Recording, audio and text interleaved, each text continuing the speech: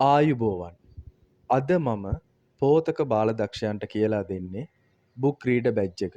එහෙම නැත්නම් අපි කියනවා සිංහලෙන් පොත් කියවන්නා ප්‍රවීණතා පදක්කම දිනා ගැනීමට කටයුතු කළ යුතු ආකාරයයි.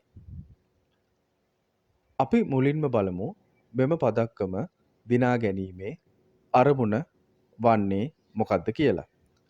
පොත් කියවීම තුළින් දැනුම, ආකල්ප, කුසලතා වර්ධනය කරගනිමින් පොත්පත් මනාව පරිහරණය කිරීමටත් භාෂා කුසලතාවය වර්ධනය කර ගැනීමටත් පෝතක බාලදක්ෂයා යොමු කිරීම තමයි මෙම පදක්කමේ ප්‍රධාන අරමුණ වන්නේ. දැන් බලමු පොත් කියවන්නා ප්‍රවීණතා පදක්කම දිනා ගැනීමට ඔබ විසින් සම්පූර්ණ කළ යුතු අවශ්‍යතා මොනවාද කියලා. පළමු අවශ්‍යතාවය. පසුගිය මාස 6 තුල කියවූ පොත් වර්ග හා එම පොත් කතුවරුන්ගේ නම් සඳහන් කර ලයිස්තුවක් සෑදීම. මෙහිදී පෝතක බාලදක්ෂයෙකු විසින් අවම වශයෙන් පොත් 5ක්වත් කියවා තිබිය යුතුය. මෙම පොත් අතරට වීර කතා, ආදර්ශ චරිත කතා, අපේ රටේ ඉතිහාස කතා, විද්‍යාත්මක ප්‍රබන්ධ කතා, පරිසරය පිළිබඳ කතා වලින් එකක්වත් ඇතුළත් විය යුතුය. ඔබ කියවා තිබෙන පොත් ලයිස්තුව මෙහි දැක්වෙන ආකාරයට A4 කොලයක හෝ ඔබේ ලෝකඩ තරුව ක්‍රියාකාරකම් පොතේ පිටු අංක 35ත් 41ත් අතර ඇති සටහන් ලෙස සඳහන් කර වෙන් කර ඇති කොටසේ ඔබට මෙහි දැක්වෙන ආකාරයට වගුවක් පිළියෙල කළ යුතුය. එම වගුවේ පළමු කොටස පොත කියවූ දිනය සඳහන් කිරීමටත් දෙවෙනි කොලම් එක පොතේ නමත් තුන්වෙනි කොලම් එක කර්තෘවරයාගේ නමත් සඳහන් කළ යුතුය. උදාහරණයක් ලෙස මෙම සාදාගත් ලයිස්තුවේ ඔබ ප්‍රවීණතා පදක්කම සමත් කරන දිනයේදී එහි පැමිණෙන පරීක්ෂකවරයාට ඉදිරිපත් කළ යුතුය. එවිට පරීක්ෂකවරයා ඔබෙන් මෙහි සඳහන් ලයිස්තුවෙන් ප්‍රශ්න කිහිපයක් අසනු ඇති. උදාහරණයක් ලෙස මෙහි පළමු පොත ලෙස සඳහන් කර ඇත්තේ කුඩහොරා සිබිල් වෙත්තසිංහ මහත්මිය විසින් රචනා කරන ලද පොතක්. මෙහිදී පොතේ නම, කර්තෘවරයා, එහි අන්තර්ගත කතාව පිළිබඳ සාරාංශයක් පෝතක බාලදක්ෂයා දැන සිටිය යුතුය. උදාහරණයක් ලෙස පොතේ නම ලෙස කුඩහොරා සඳහන් කළොත් එහි කර්තෘ සිබිල් වෙත්තසිංහ මහත්මිය ලෙස ඔබ සඳහන් කළ යුතුය. ඒ වගේම කතා සාරාංශය ලෙස වඳුරන් පිරිසක් කුඩ රැගෙන යන එම කතාව පරීක්ෂකවරයාට ඔබට හැකි අයුරින් විස්තර කළ යුතුය. ඔබේ පොත් ලයිස්තුවේ සඳහන් අනෙත් පොත් ගැනත් පොතේ නම, කර්තෘවරයා, කතා සාරාංශය විමසූ අවස්ථාවේදී පරීක්ෂකවරයාට ඔබ විසින් පැවසීමට හැකි විය යුතුය. දෙවන අවශ්‍යතාවය. තමා විසින් සාදන ලද පොත් සලකුණක්. එහෙම නැත්නම් අපි කියනවා බුක් මාක් එකක් ඉදිරිපත් කළ යුතුය. මෙහිදී පෝතක බාලදක්ෂයා පරීක්ෂක දිනයේදී පොත් සලකුණක් බුක් මාක් එකක් සාදා පරීක්ෂකවරයාට පෙන්විය යුතුය. මෙහිදී අමුද්‍රව්‍ය ලෙස බේබි රිබන් සෙන්ටිමීටර් 6ක පමණ කැබැල්ලක්, නිවසේදී බුක් මාක් එකකට උචිත අයුරින් සාදාගත් කාඩ්බෝඩ් කොටසක්, නිර්මාණාත්මක දෙයක් කිරීමට සුදුසු ද්‍රව්‍ය ඔබ එදිනට රැගෙන ආ යුතුය.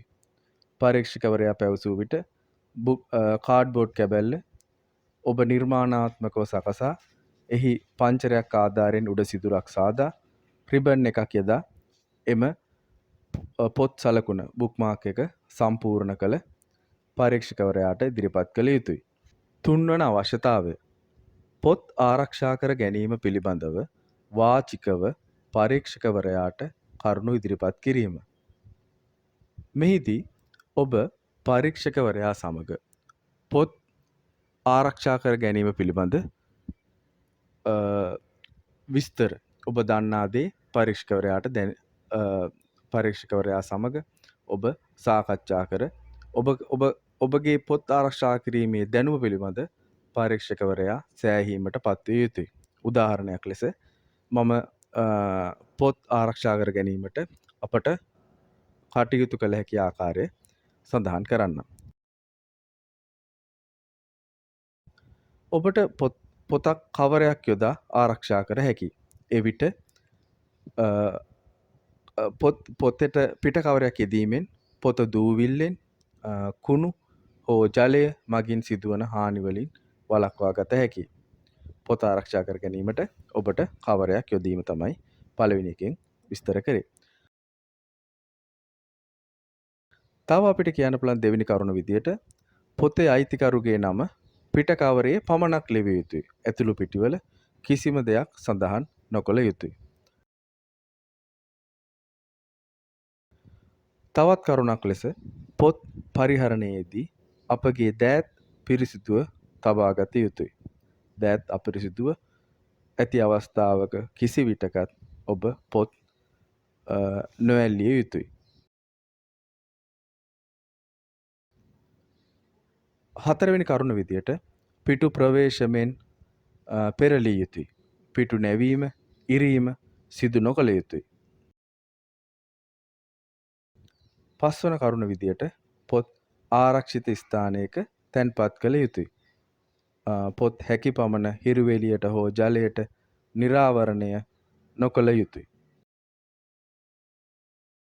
හයවෙනි කරුණ විදියට පොත් කියවන විට ආහාර නොගත යුතුයි.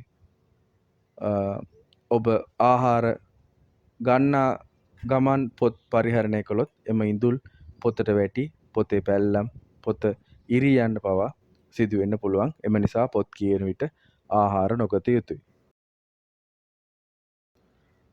හත්වෙනි කරුණ විදියට පොතේ ඇති සුළු පළුදු වීම දුටු විට හැකි ඉක්මනින් ටේප් එකක් හෝ සෙලෝ ටේප් යොදා ඒ ඉක්මනින් පිළිසකර කර පොතේ පිටු තවදුරටත් ඉරෙන එක වැළැක්විය යුතුයි. ඒ වගේ අටවෙනි කරුණ විදිහට අපිට දක්වන්න පුළුවන් පොත කෘමි සතුන්ගෙන් පොත ආරක්ෂා කළ යුතුයි. වේයන්ගෙන් කෘමි සතුන්ගෙන් පොත ආරක්ෂා කළ යුතුයි. හතරවන අවශ්‍යතාවය ලෙස කුඩා කතාවක් තමා විසින් නිර්මාණය කර පොත් පිංචක් සාදා එහි පිට කවරයට තමාගේ චිත්‍රයක් යොදා ඉදිරිපත් කළ යුතුයි. ඔබට මේ සඳහා A4 පිටු දෙකක් ගෙන එම A4 පිටු දෙකට මැදින් නවා පොත් A4 භාගයක් විදියට සකසා තමා කැමති ඕනෑම මාතෘකාවක් යටතේ තමාගේ අත් අකුරින් කතාවක් රචනා කළ පරීක්ෂකවරයාට පොත් පිංචක් ලෙස ඉදිරිපත් කළ යුතුයි. ඔබට නිර්මාණාත්මකව අදහස් දක්වන්න පුළුවන් වලාකුළක් ගැන, එහෙම නැත්නම්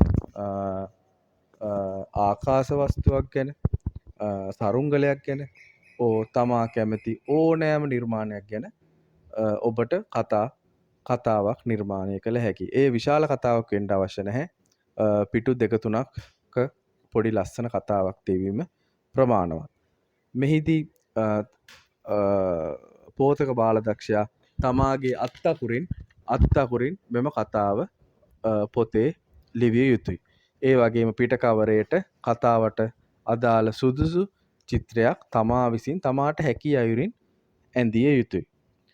මෙහිදී කතාව නිර්මාණය කිරීමට, කතාව පොතේ ලිවීමට, පිට කවරයේ ඇඳීමට කිසි විටකත් දෙමාපියන් හෝ වැඩිහිටියන් පෝතක බාලදක්ෂයාට උපකාර නොකළ යුතුයි.